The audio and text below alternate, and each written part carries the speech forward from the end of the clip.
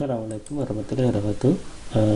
Kembali pada mata kuliah fondasi, kita akan membahas pada turap cantilever, bahwa turap cantilever ini biasanya direkomendasikan untuk dinding dengan ketinggian sedang, berkisar antara 6 atau kurang di atas garis galian. Nah, pada dinding ini berperilaku seperti balok cantilever di atas galian. Prinsip dasar untuk menghitung distribusi tekanan tanah lateral tiang turap cantilever dapat dijelaskan dengan gambar berikut ini nanti ya. Dinding berturap pada O, oleh karena itu tekanan hidrostatik pada masing-masing sisi dinding. Kita akan lihat pada contoh gambar di bawah, di mana kalau kita lihat gambar gayanya adalah sebagai berikut.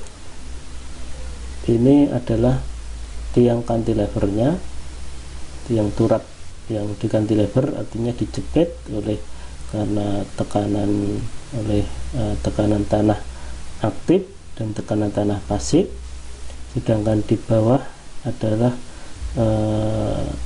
perbedaan penjepitan tekanan gaya, sehingga pada titik 0 terdapat tekanan tanah aktif dan tekanan tanah pasif pada sisi sampingnya.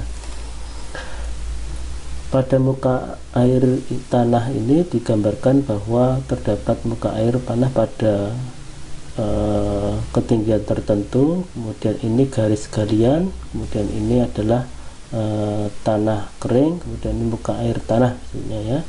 Pada zona A dan tekanan tanah aktif pada zona B dan tekanan tanah pasif pada zona C. Nah, pada gambar ini kalau kita buatkan gaya, maka di sisi ini sebelah di luar pasir ini adalah tekanan tanah aktif, kemudian di sebelah penjepitnya maka tekanan tanah aktif pada daerah berseberangan dengan dinding yang akan diberikan penahan. Sedangkan penjepit di titik O tadi maka akan diperoleh tekanan tanah aktif pada sisi di sebaliknya, atau kayak momennya seperti ini. Pada bagian berikut ini kita akan menjumlahkan formula matematis untuk analisis dinding cantilever. Namun perlu diperhatikan bahwa analisis ini berlaku untuk konstruksi yang sebelahnya menghadap air, dan permukaan air biasanya akan fluktuatif sebagai akibat pasang surut. Oleh karena itu harus berhati-hati dalam menentukan pengaruh air pada diagram tekanan bersihnya. Kita akan lihat jika pada cantilever pada tanah berpasir, untuk mengembangkan hubungan itu maka tanah yang akan ditahan oleh dinding turap berada pada garis galian adalah juga tanah granular. Permukaan air tanah pada keadaan L1 dari puncak tiang, ambillah sudut gesek pasir sebagai S1, intensitas aktifnya Z sama dengan L1 dapat dinyatakan PI sama dengan gamma L1 kalikan KA. KA adalah koefisien tekanan aktif Rankine, sama dengan tangen kuadrat sudut 45 kurangi sudut geser dibagi 2. Gamma adalah berat isi tanah di atas muka air. Maka muka air tanah tersebut kita lihat ketinggiannya adalah L1, muka air kosongnya, kemudian muka air tanahnya ketinggian dari galian adalah L2, maka ketinggiannya adalah L. Kita lihat kemudian di tanah berpasir yang akan kita berikan dinding, maka gamma aksen sudut geser dan kohesinya sama dengan 0. Kemudian di bawah permukaan air pasir, gamma aksen sudut geser dan kohesinya sama dengan 0, P1 P2. Nah, di bawah galian terdapat untuk penjepitnya ini adalah L3 di mana kedalaman deepness-nya adalah D dan kedalaman untuk penjepitnya adalah L4 dan F adalah L. Kita lihat dengan cara yang sama, tekanan tanah aktif kedalaman Z adalah L plus L1 plus L2, yaitu pada kedalaman muka galian adalah sama dengan P2 sama dengan gamma L1 plus L2 sama dengan K. Sekali lagi, P2 sama dengan gamma L1 plus gamma L2 dikalikan dengan KA. Prosedur menentukan diagram tekanan berdasarkan teori yang diberikan sebelumnya, berikut adalah beberapa prosedur langkah untuk menentukan diagram tekanan yang dibutuhkan untuk mendapatkan kedalaman tiang turap cantilever pada tanah-tanah granular.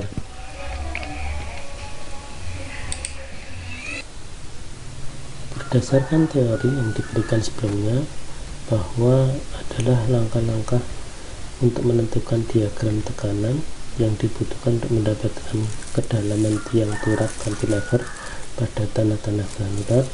Yang pertama adalah satu, hitung tekanan tanah aktif dan tekanan tanah pasif. Yang kedua, hitung P1 pada persamaan 1 dan persamaan P2. Catatan L1 dan L2 sudah diketahui. Hitung L3 pada persamaan 6 dan hitung P, hitung Z yaitu tekanan pada luasan ACDE dengan cara mengambil momen di E. Yang ketujuh, hitung A1, A2, A4 dengan persamaan 17 sampai 20. Yang ke-8, menyelesaikan persamaan 16 dengan cara coba menentukan L1. Hitung P4 pada persamaan 10 dan hitung P3 pada persamaan 7. Yang ke-11, menentukan R5 pada persamaan 15. Dan sekarang diagram distribusi tekanan sebagaimana diperlihatkan oleh gambar 7A dapat dengan mudah digambarkan. 13, menentukan kedalaman teoritis persamaan penetrasi bersama 12 penetrasi tiang turap sebagai L3 plus L4. Kedalaman aktual penetrasi tiang turap dapat ditentukan dengan menaikkan besaran kedalaman teoritis sebesar 20-30%. Metode lain. Pada metode sebelumnya, faktor keamanan ditunjukkan pada langkah ke-13 dilakukan dengan menaikkan kedalaman aktual sebesar 20-30%. Namun ada perencana yang lebih suka menggunakan faktor keamanan bukan pada hasil akhir tetapi awalnya, yaitu pada koefisien tekanan tanah pasif. Pada hal ini pada langkah ke-1 KP tekanan tanah pasif rencana adalah tekanan tanah pasif dibagi dengan FS atau faktor safety atau SF, di mana FK faktor keamanan biasanya 1,5 sampai 2. Dalam menghitung momen lentur maksimum, variasi diagram momen untuk dinding turap cantilever diperlihatkan pada gambar 7B. Momen maksimum akan terjadi di antara titik E dan F aksen. Untuk menentukan maksimum Mmax-nya persatuan panjang dinding, maka terlebih dahulu harus ditentukan sebuah titik di mana gaya geser atau gaya lintang sama dengan 0 dengan memakai satu acuan jarak baru Z aksen dengan titik asal pada E. Untuk gaya geser sama dengan 0 berlaku P setengah Z aksen kuadrat tekanan tanah pasif dikurangi tekanan tanah aktif dikalikan gamma aksen. Z aksen sama dengan akar 2P dibagi KP dikurangi KA dikalikan Z aksen. Sekali titik di mana gaya geser sama dengan 0 dapat ditentukan F aksen pada gambar 7A, maka momen maksimum dapat diperoleh sebagai M max-nya adalah P Z aksen plus Z aksen Z rata-rata, kemudian adalah setengah dikurangi setengah gamma Z kuadrat KP kurang KA dibagi dan dikalikan dengan sepertiga Z aksen. Ukuran profil kemudian dapat mengacu kepada lentur izin bahan yang digunakan, yaitu S max sama dengan N max sama dengan GL, di mana modulus penampang atau section modulusnya tiang turap yang dibutuhkan persatuan panjang. Baik, demikian tadi keadaan pada perhitungan turap pada kondisi tegangan lentur pada izin turap. Terima kasih, mungkin kita akan lanjutkan pada pertemuan berikutnya. Wabillahi taufiq hidayah. Wassalamualaikum warahmatullahi wabarakatuh.